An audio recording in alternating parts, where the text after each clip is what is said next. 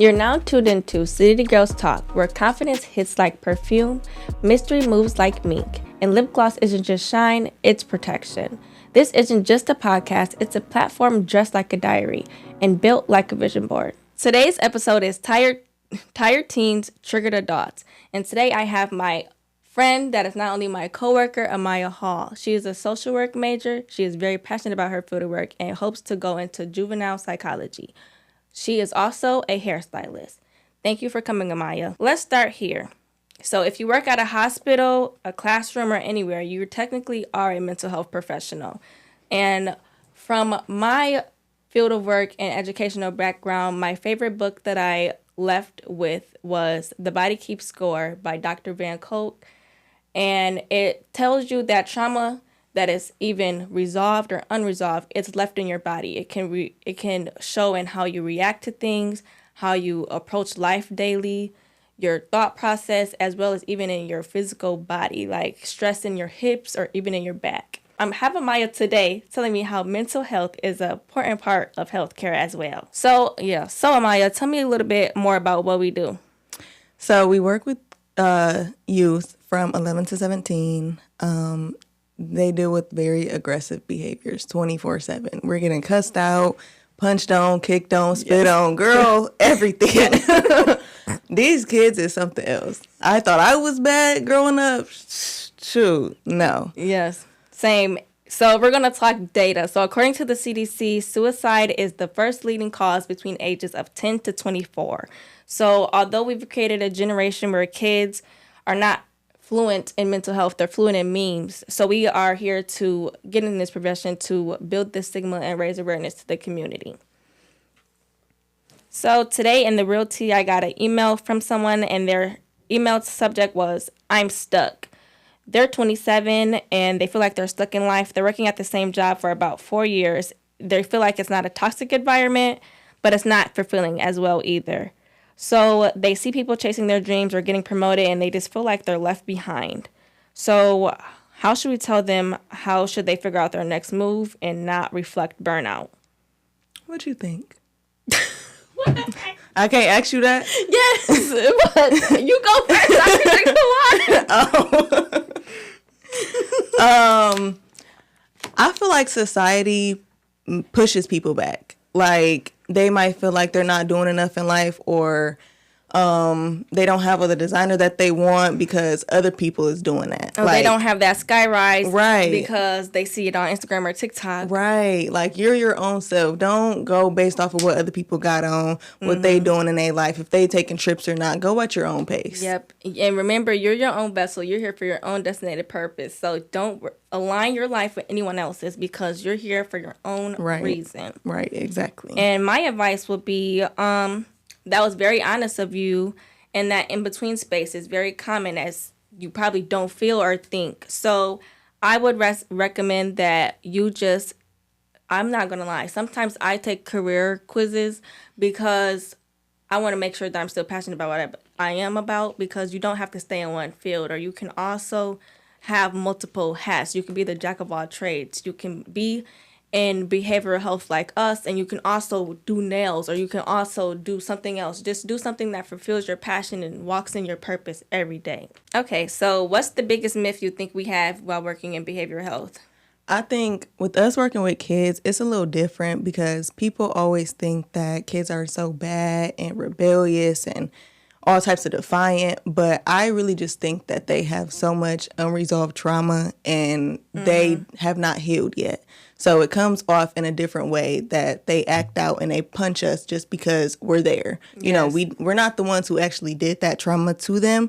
We're just the people that are there at the time. I really, and that's unfair, but it is what it is. We there to help them. They didn't choose their life. They didn't choose their path of life either. Exactly. No one chooses their parents or whatever situation it is. So exactly. I agree with you on that. The biggest myth I would say is we're not psychologists. And And it's not what you see on TV or what you have like imagined. Right. Because again, they're children. It's not straight jackets. It's not padded rooms. This is where they live. And we have to adapt to their space. We're in their home. Literally. Yep, we have to adapt to their space every day. So whatever we appear to think is a trigger for them or whatever we think could brighten their day, we make sure we do that. Yeah. So what is the biggest mental, emotional, or spiritual toll that this field of work has had on you that people don't see? Let's take a breath for the quiet flex. This is Soft Wins. This is where we clap for progress, healing boundaries, deep breaths, and showing up for ourselves even when it's not cute. And when I need to check in off the mic, I turn to BetterHelp. They match you with licensed therapists that get your pace, your story, and your tone. Whether I need to unpack something heavy or just talk out loud to process, BetterHelp shows up for me in ways that silence doesn't. It's convenient, it's on your terms, and it works. If you're thinking about therapy, this is your sign. Tap the link below. Some of these kids' stories, Tari, some of these kids' stories are so sad. Stop, you're gonna make me cry. And I just be thinking, like, how could their parents do them like that? Like, after a kid would tell me something, I'm just like, damn, like, really? Mm-hmm. Like, your mom did that, your dad did that, your grandma was just standing around watching that happen, like, I think that's the most emotional toll Debbie's, getting taken on me. I would say a spiritual toll is just being grateful, like, of our upbringing, because it's like, I could have had a way where it's like, I couldn't imagine having to deal with this or carry this for the rest of my life. Right. Like, they're strong. Especially them not having no guidance at all. And some of these kids come from nothing. Yes, like, literally. nothing. Or they transfer, they move so much, they don't have a solid foundation or even a solid rapport with anyone. Yeah. So if you had 60 seconds with someone in power, it doesn't have to be a president. It could be the Lord. It could be an educator or even the CEO of our job. What's one thing you would demand to see change in? So in the system, internationally, or just at our job? I would say in specifically the healthcare field, I do not feel like it is fair that we have to pay for that. Specifically because if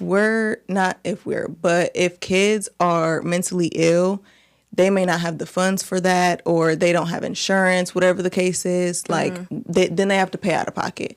How are you going to make somebody pay out of pocket for the help that they need? Exactly. Right, exactly. And they don't even have the moral or like parental support to do it. Exactly. I don't think that's fair at all. That's a great example. I would say healthcare period should be free. Yeah, you never know really what should. Life will, exactly. what life will have or what toll will take on you. Right. Some other countries have healthcare. Well, free healthcare. I wish that we would get on board. As much money as we got, we don't. Literally. Unfortunately. For your soft win this week, we're celebrating slowing down without an apology. And burnout is definitely real, but it doesn't always show up loud. So what are your personal burnout red flags? I would say me getting so agitated with the kids. Like, I try to leave my home stuff at home and not really my work stuff at work, but, I don't like to mix the two, as everybody say. Yeah. But I feel like, especially when we work with kids, though, we cannot bring our home problems to work because that shows all over your face and your demeanor and everything. Like, it's just all bad. But not to compare them to dogs, but they can, like, sense it. Like, they can. No, they definitely can. Like, you're triggering me. I'm sorry. Or, like, you have an attitude today. I said, oh my God, somebody asked me that. I said, who said that? She said, people. I said, who are the people? She said, you're the me. people, right? Like. Then nobody said it but you. Like, no, actually, I know. But I was like, dang, I really don't want to be at work right, today. Exactly. Like, they see that, especially if they get so many other staff that's coming in such a bubbly mood, and you just come in and, like, you just the thunderstorm. Like, damn. Oh, my God. Yes, and one thing about this film, I could say, do not carry what that child did to you before, because they're gonna be like, do you have an attitude today? When I tell you, them kids forget about what they done said. You just punched me. Like, you just punched me yesterday. Now you, hi, bestie. No. Exactly, but you We're not cool. We're not cool. No. You really just got to go with the flow with these kids. I'm telling you, like, don't just even remember your purpose. Remember your purpose. Remember your purpose. That's what you have to remember. You can't take it to heart. You there for them. If they punch you yesterday, act cool today. That's it. That's just them. You can't fix it. Right. Okay, so if we were therapists, even though we don't know what what life holds, we may be social workers, we may be licensed therapists one day. So this is about personality that reflects pattern. What is something that you believe was just a part of your personality, but you now recognize it's a trauma response? I would say for me, it's shutting down or like avoiding situations because I want to keep a mutual party, or I could say even oversharing with multiple people, just thinking I'm keeping things level-headed, but I'm not. I'm actually stirring or keeping things going. But I would say I've learned from that, and that's just a trauma response of me always like wanting to be appeasing to people or appreciated by people as well. I never want somebody to look at me in a bad light, but as I got older, I realized this is my life, and I really don't care how people feel because you can't make everybody like you. And another trauma response I had would have been, I would say just always telling myself everything's going to be okay because it's not. Like, you have to let it out. You have to express your emotions because if you don't, it's going to blow up on the least expected time. Before we spill the tea, let's clean it up first. This segment is brought to you by California Cleaning Company, LLC, where their motto is sparkle and shine, California clean every time. They got my place sparkling so I can focus on the mic, the vibe, and giving y'all the real. From deep cleans to weekly resets, they move with care and professionalism every time. Follow them on Instagram below. I think it's just how I grew up. Like, I don't think that I got a smart mouth, just how when some of the kids be saying, oh, you're yelling at me, or you're very stern with me, that's just how I am. Like, and I think that's one of the things that I could work on. But so how you think, like, well, I'm not saying you're wrong for how your delivery is, but how do you think that your childhood played a part in how your delivery is today? I would say my mom. Like, that's how she always was with me, so that's how I am with people. That was what was, like, beat into me type of thing. Like, don't let nobody talk to you that way. Like, especially when you grown, you could say whatever, but I'm trying to, refrain from that now. But I definitely think it was my mom that really instilled that in me. It's a blessing to have parents that instill confidence in you, because some people don't, and we see it at work, and you be like, oh my gosh, you're so beautiful, like, how don't you see that? Right. And it'd be like, dang, but they didn't have it. What do you think are most, like, common toxic lessons from childhood that people have to unlearn to protect your peace? What is something you see common just in society, your community, or at work? What do you mean to? So, like, stigmas, or stereotypes. As far as, like, with the kids or people around, say, for example, school you went to, or anywhere, or you think just all across the nation, whatever. So just general examples. I would say boundaries. A lot of these kids, they do not understand, or they don't know boundaries, and I think that is something that you have to be taught, though. I mean, you could learn that too, but I think that's something that it's hard your to parents, learn when you're a teen. Right, exactly. I think the crucial age is 5. Yeah, I think that's something that you have to be taught young. And a lot of these parents, or a lot of these kids' parents, they don't do that. So a lot of these kids will let you walk all over them, or let you cuss them out, call every B's in the book, like. Yeah, or they don't know, or they can just want to show affection a lot as well, and they don't know, that's a boundary issue. Like, that's why we always call out whenever somebody's doing something. Boundaries, because we really do try and instill that in them kids, because it is great, because we don't want them to be in, for example, psychiatric units for the rest of their life. Exactly. We want them to experience society, but we don't want them to be condemned by society or unsafe based on social norms as well. So what is one adult behavior you've seen in people that is really just childhood trauma and grown people close? I would say the biggest one that shows up in the kids that we work with is trust issues. Them getting let down by their parents, then their parents not calling them when they talk to each other, like the other day, or I don't know. It could be the smallest of things, like a staff member saying that they're going to come in tomorrow and they don't come in. That's how, the trust issues create and develop over time, especially from when they're small kids to their mom not being there. And right. Yeah. What you think? So I would say trust issues is one that could develop in always thinking someone is going to be vindictive towards them, or even people have bad intentions towards them. They will always think that no one will follow through to them, so they will perform as if they won't follow through to anyone else because they don't expect anyone to follow through for them. Exactly. That's what a lot of these kids, they do too. Okay. And then, and why do you think people are making healing like a trend? Do you think we're just getting comfortable talking about it, or do you think people are getting more comfortable talking about it, or are they becoming more comfortable talking about it, or are they really putting in the work? I really don't think we put in the work to actually heal from their trauma, because when you sit there and you think and you really try and heal, it don't take one day. It don't take 1 week. Forever. Exactly. Like, that stuff takes a long time. So you'll be sitting there crying and feeling all of these emotions, and people don't like to do that. That's why they sweep it under the rug. But then it eventually comes out.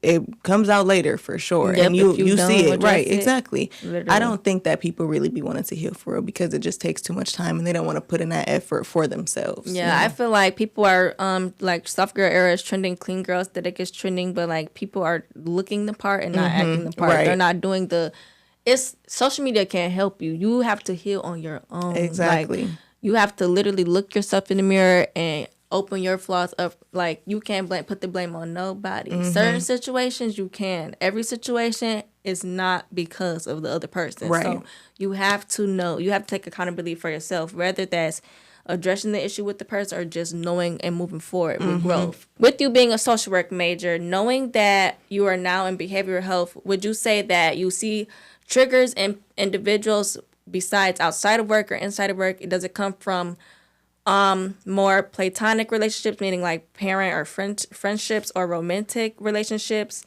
or does it just come from like you not being able to balance work and life? I think a lot of my triggers personally come from being in romantic relationships. Okay. Especially if it's a toxic relationship, all of my bad stuff comes out. Like, oh, that's a trigger for me. I could tell I'm not healed from this and this and this. And I just feel like all of my, I don't even know a different word to say, but all of my bad things come out in romantic relationships. I don't know if that's just me. For you, is it your romantic relationship? I would say it depends on how toxic it is. Yeah. Like, if you gotta know if they're getting this reaction out of you, or if it's just something deep rooted that just you don't know, is blindly. Right. Exactly. I think that's a big one too. I would say mine comes from just always like moving on to something else. Like, I don't ever have time to sit down and react and heal to what's going on, because I'm always focused like on academics or work. Right. I'm always trying to keep my brain like busy, so I'm not thinking about previous things that either I need to address. Well, I feel like I've addressed most things, but people are still healing every day. Yeah. And so our takeaway for today is healing is not cute all the time. And it's not just sage and journals. It can be silence. It can be breakthroughs. It could be tears. I hope that everyone liked the education that we gave and encourage everyone to either want to look into being a behavioral health worker or even look into behavioral health as a part of healthcare. Thank you, Amaya, for stopping by today. And thank you for taking my shift tomorrow, too.